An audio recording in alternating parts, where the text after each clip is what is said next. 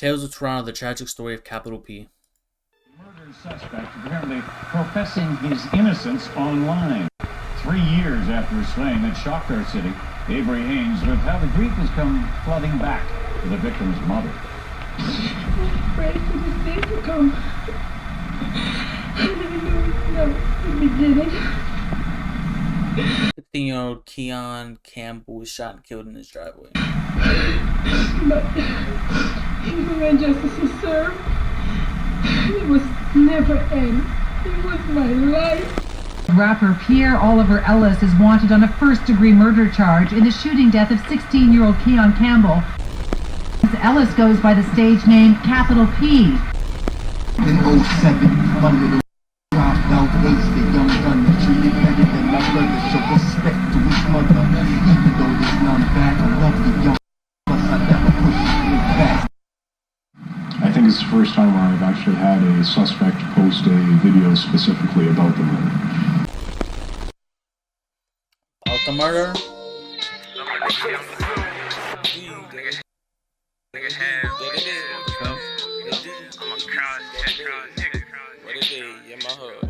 I give you something to manage, you give me home court advantage. Vern Black, be the black, I did most of my damage. I rep it even when I shouldn't do it. I seen switch sides, but I couldn't do it. Now I'm rolling through the front page of that Black's feeling like a cause I did it dirty in that spot. That's where the 40 caught the heebie-jeebies like my last Glock. Malls going out of space, won't be astronauts.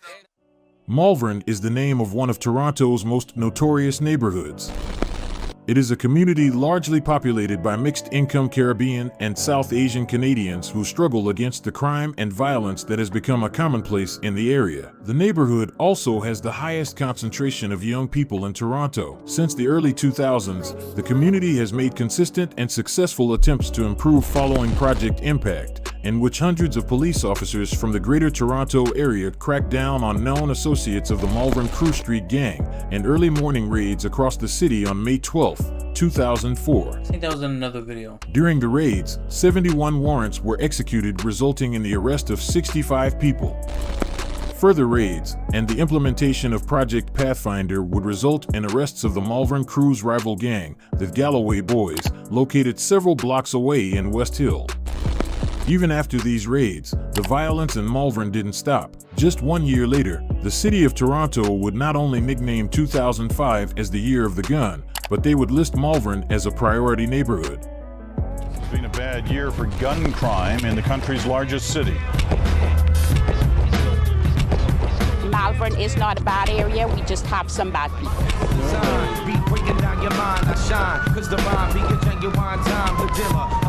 In the language of the urban analyst, this is a troubled community. Its name is Malvern. It keeps ending up in the news in stories about violent crime. It was clear by the constant headlines that crime in Malvern didn't magically stop after the raids. In 2005, Toronto media coined the term Year of the Gun because the number of gun-related homicides reached a record 52 out of 80 murders in total, almost double the 27 gun deaths recorded the previous year. 2007 saw another wave of gun violence, and these events raised calls for a ban on handguns once again. Out of the 10-year record 86 murders in 2007, half were via firearm. During the Year of the Gun, veteran documentary filmmaker Alan King brought his camera crew to 110 Impringham Drive, a neighborhood in Malvern that was hit the hardest from gun violence during the Year of the Gun, and followed the efforts of Brian Harvey, who is a community activist who works with at-risk youth and imps, setting up tutoring programs, after-school activities, free breakfasts for lower-income children, and other programs in an effort to make a better life for young people. Throughout the documentary, Brian emphasizes that the youth in the streets have to change their own minds about guns and gangs before their problems can begin to resolve themselves. It has to be Brian and it has to be Chris. You know what I'm saying? You have to show up on time, you have to pay attention, you have to respect the people that are trying to teach you. And people will follow you, man. Every time someone's around me, man, someone's talking about me, I'm saying the wrong thing, I'm making a mistake. It's a struggle, man. It's like hill. Get over that hill, there's the next hill. Over that hill, there's the next hill.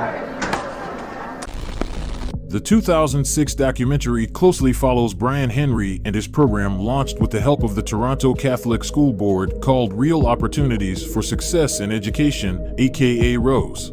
The ROSE program consisted of several at-risk students committed to changing themselves for the better. This included a young 15-year-old boy named Keon Campbell. Campbell lived with his mother, Sandra, and was her only child. Their townhouse unit was a popular hangout for kids in the neighborhood, in part because she made it so hospitable. Activist Brian Henry lived just 4 doors away from Keon with his wife and 4 kids. Campbell is shown excelling in the documentary and had continued on to grade 11 at Mother Teresa Catholic Secondary School. He was doing awesome, says Henry, who spoke with his principal and teachers. They had nothing but good things to say. While Keon was known to police at just 15 years old, Henry emphasized it was only because of where he lived. You can't live in Impringham and not know police or criminals, period, said Henry. Back on December 2nd in 2007, Keon, just 16 years old, walked out the front door of his house and came out to start the car for his mom, who was going to drive one of his friends home. He was gunned down. He managed to make his way back into the home where his mom found him bleeding to death in the hallway. On December 2nd, my weakness, I would never like to make this again, and it just played back all the time. And all I have to live with is my pictures and my memories. Oh God. Even when justice was served, it was never end. It was my life. 23-year-old rapper Pierre Oliver Ellis is wanted on a first-degree murder charge in the shooting death of 16-year-old Keon Campbell, also known as Ace. Yeah, capital P. Step my game up right now. Welcome to the hood story. Clapping for the glory. 257 shell burn. I'm next in line. Plus I'm gunning for the top. 2 blocks, red beam, airing out the Pierre Oliver Ellis, aka Capital P, is a Malvern-based rapper reigning from the 110 Imps neighborhood along with Keon. He is the oldest of 3 brothers, Christopher, and twins Malcolm and Malik.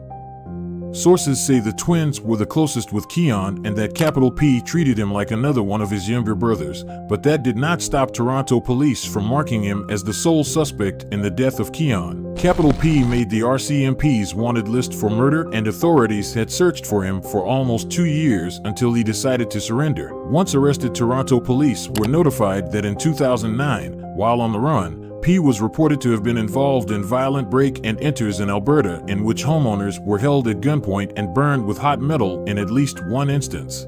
Prior to being placed on the most wanted list, Capital P would post 2 videos in which he eulogizes his younger friend, describes sleeping over with him, and says he never pushed his wig back, a reference to shooting someone in the head. He also claims he warned Keon to slow down, but the boy wouldn't listen. This is real bars, I'm about to spit on this track. In So if they from the same blood, then why are they 07, my little dropped out. I love the young nigga, plus I never push his wig back. MySpace? That's crazy. Toronto police noted that they have been aware of these videos for some time. One detective said, "I think it's the first time where I've actually had a suspect post a video specifically about the murder, and that's something that's in our possession. It'll be up to the Crown Attorney whether they want to use that in the court proceedings." During a live press conference, Keon's mother, Sandra, cried for Capital P to surrender. "Do the right thing," she said. "It's been 3 years. We think we've had enough pain. Why make us go on any further with this? Let's just get it to the courts and let justice be served. And that's all we ask for." P would contact a lawyer and surrender shortly after the broadcast. Oh wow. Toronto Staff Sergeant Callahan said he was unaware why Mr. Ellis decided to turn himself in, adding all he knew was that police received a phone call from Mr. Ellis' lawyer, Liam O'Connor, saying the man would appear at the police station the next day. By 2013, P would be released from custody as the Crown was unable to prove any of the charges they hit him with. That's why he did it. Want to live in fear his whole life. Just turn himself in, just get no charge. That's crazy, bro. He was on the run for what? But his troubles were sadly just beginning. By the time Capital P was released, his brother Christopher, aka C. Jules, would be arrested on unknown charges and be detained for nearly 4 years. Damn. During this time, Malik aka Lil Mel, one of Capital P's twin brothers, would begin making waves in the underground Toronto rap scene. In 2017, he released his debut single Hit the Block, which surpassed 200,000 views with ease. Mel's success was rapidly rising and his name was becoming known. However, with the love also comes the hate, especially when living in the Screwface capital. We now know the identity of the city's latest murder victim. Toronto police have released this photo of 21-year-old McKeel Ellis. They say he is the man killed in a terrifying targeted attack in a Scarborough apartment building, with the killer still at large. A targeted attack. The suspect escaped after firing a blaze of bullets in the third-floor hallway. This witness was led away by police, his hand bandaged. I believe that individual is related to the victim and may have smashed some glass in anger once he found the Capital P found his brother's victim had been shot and killed. On a Sunday morning 5 years ago, aspiring rapper Malik Lil Mel Ellis was on his way to his Scarborough apartment laundry room with his girlfriend when he was ambushed and shot 15 times in the hallway. He was just 21 when he was killed. Ellis's girlfriend told police they'd 15. Damn, she got Burberry on. Hold up. My bad. Not 15 times on the way to the laundromat. Celebrated her 18th birthday the night before, and Ellis woke her up to come with him to get their laundry. When they came out, they both noticed a man walking down the hall and glancing over his shoulder. "Who is that?" they whispered to each other. She went ahead into the stairwell to head downstairs, but Ellis didn't follow behind her. Instead, as the door closed, she heard a burst of gunshots. At first, she was frozen in shock, but when she finally came to her senses and opened the door, she found Ellis bleeding and lifeless on the ground. As she collapsed and started screaming, she saw someone running away. It was the same young man in a hoodie she noticed just moments before. In September of 2021, Ontario Superior Court Justice Michael Brown found Henrik Sherlock Mabratu, 28, guilty of first-degree murder, 8 years after he evaded another first-degree murder charge involving another cold-blooded killing in Scarborough. Damn. It was revealed in court that Mabratu left his girlfriend's Mississauga apartment at 9:30 a.m. on December 3rd and returned 90 minutes later. In that short time, he drove to LSS building at Eglinton Avenue East and Markham Road, lay in wait for him to exit his apartment, killed him, and then fled the scene. There was no motive presented at the trial. Was it just another beef between neighborhoods or rappers? No one seems to know. Although the courts were unable to find a motive for the death of Mills, the streets were talking. It was found that Sherlock was a member of the Chester Lee gang located in the area surrounding Victoria Park and Finch Avenue, but Toronto police alleged that the gang's criminal activities extended through Toronto, the GTA, and the rest of the country. Once incarcerated, Sherlock would immediately reap the consequences of his actions, as he would be involved in a violent fight with other inmates and subsequently stabbed in one of his eyes. Sherlock is currently incarcerated and serving a life sentence. All right, we begin with breaking news. In his eye, and he's serving life. Fight with other inmates and subsequently stabbed in one of his eyes. Sherlock is currently incarcerated and serving a life sentence. All right, we begin with breaking news. Back to our story. One person is dead after a shooting in Scarborough. Now, CB24 is live on the scene. Police are telling us that officers were called to this home overnight on Blacktop Drive near Meadowvale and Shepherd.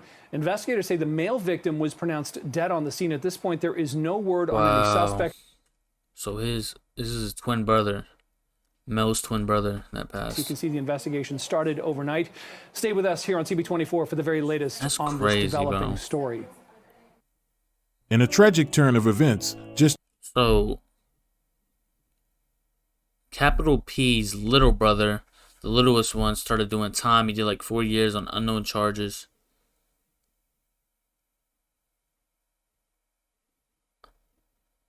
Yeah, Capital P's brothers.